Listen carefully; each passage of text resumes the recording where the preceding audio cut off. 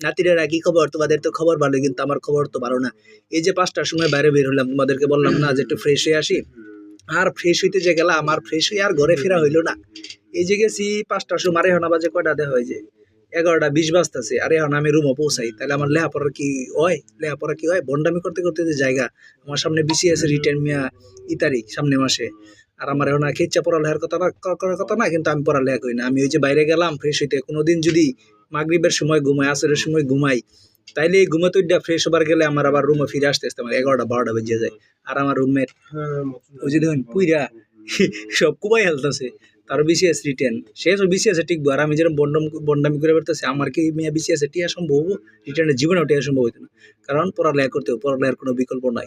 তোমরা যদি পড়ালেখা না করো, বন্ডামি করো, তাহলে কিন্তু টিকবে না। তোমরা যদি এরকম আমার মতো চা খাইতে যাও আর ফ্রেশ হইতে যাও, তাহলে তোমাদের জীবনে রাত 12টা বেজে যাবো, জীবনের 12টা বেজে যাবো, ঠিক আছে? দুর্যোগের ঘন 12টা বেজে যাবো। সেজন্য তোমরা বেশি লেট করবা না, তাড়াতাড়ি বাসায় আসবা, তাড়াতাড়ি পড়তে বসবা।